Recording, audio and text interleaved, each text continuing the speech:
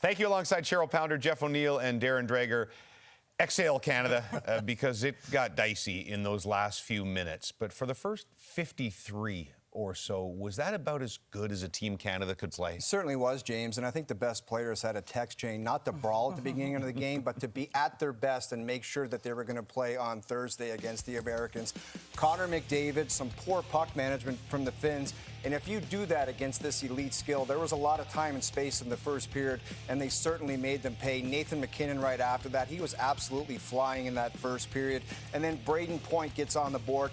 Connor McDavid, this time and space, you just can't give it to them. The Canadians made them pay in the first period. Well, yeah, it's unbelievable, too. Jon Cooper said pregame, listen, I just love coaching this group, not just because of the skill, but because they're absolute gamers. And guess who they're led by, guys? One of the biggest plays of the game, and it's going to be their captain in Sidney Crosby. I mean, listen, we called it dicey at the end of that game. Everyone was clenching because they weren't sure what's going to happen here. Momentum has certainly switched into the Finns' hand, but he puts his captain on the ice, and I'll just call him the disruptor right there in the neutral zone, laying the body out to be able to get possession of the puck. Look at that contact. Now all of a sudden he gets it back, sends it down the ice in the empty 4x6, and now all of a sudden they can take a big breath knowing that they are going to be playing on Thursday. I've never seen Sid yell and fist pump after an empty netter, but he knew the importance of that one. That was a big play. We sat there in Montreal the other night after the U.S. win, and credit the U.S. who played terrific defensively, but you looked at all that talent on Team Canada and how could they not generate anything? The chemistry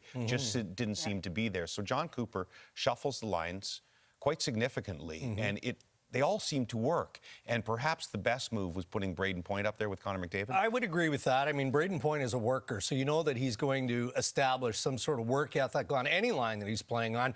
You've got Mark Stone, who's an excellent passer, and then, of course, there is this guy, Connor McDavid. But look at this play. I mean, there's Point on the post. He's there, he's ready, and he's set up. And then the 3-0 goal that he scored is just him knowing what his responsibility is as a role player, a support player on that line, making sure that he's at the net. I thought he was excellent. He was excellent, and I like his speed, but I also like that he's a right-handed shot. And the reason being, as a natural center, he's good in the dot, 51% almost on the season. So now all of a sudden, throughout the game, depending on what their sides you're on, you're starting to see them change and alternate who's taking that draw. You know, Cooper's kind of like the rest of us. He said it after the game that he's got all this talent and he's never sure going in who's going to work with who, but it all worked on this day. Look, Jordan Binnington is extremely confident, but boy, you had to think it would have been great for his confidence, for the team's confidence, if they could have won 4-0 or 5-1, and because he played great for most of the game, but what happened at the end of the game, does that give you more pause going forward on Binnington? Absolutely, and it was the Lindell goal that gives you the pause, James. The beginning of the hockey game, I was fully prepared to say, you know what, this is going to be a shutout for this guy. He's going to be dialed in. He's going to be confident in the championship game. And the first period of the hockey game, he did all the right things. He made the saves he was supposed to. Nothing goofy was getting behind him. He plays the puck extremely well. The coach talked about that. But later in the game, the Lindell goal goes in, and then the Finns get the empty net. It's score effects. They got an empty net. They got skilled players out there. And, of course, they're going to get some opportunities. But the Lindell goal is that one goal. And it seems like every game there's that one goal. And if they do it again, it might cost them the hockey team. Well, look, on Saturday night after the loss, we openly talked about whether or not Jon Cooper and the staff would go to Aiden Hill, you know, against the Finns. And I know that there was some internal discussion as to whether or not they should do that. Again, you're looking forward to Thursday's game, not looking past Finland, but thinking that, okay, well, the fire in the belly that you use to, you know, make the reasoning behind going to Binnington in the first place is why you stick with him through the 3 games of the preliminary round and now into the championship final. Watching that game today,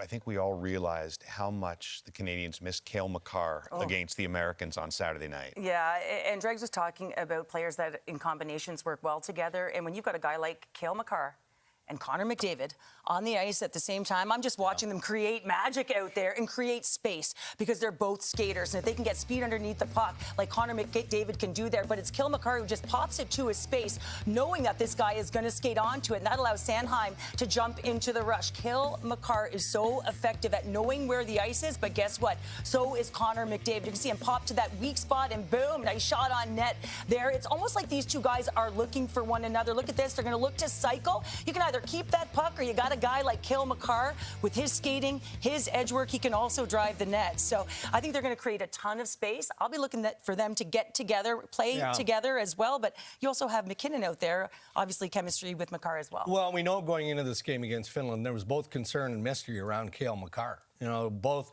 injury and the illness that he was trying to overcome.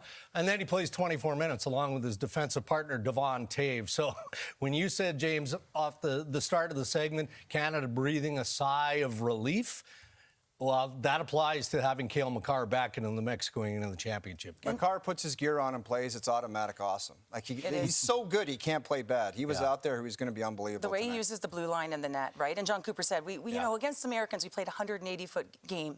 You know, we needed that extra 20 feet. And you add a guy like Makar in there, now all of a sudden you're seeing the rush play change, right? You're seeing the speed through the neutral zone because he moves the puck. And he not only does that, he also jumps into the open pockets. So just like 2010, we get the rematch. The Americans beat Canada by 2 goals in the round robin in Vancouver. They beat them by 2 goals in Montreal. Canada hopes the outcome is the same as it was back in 2010.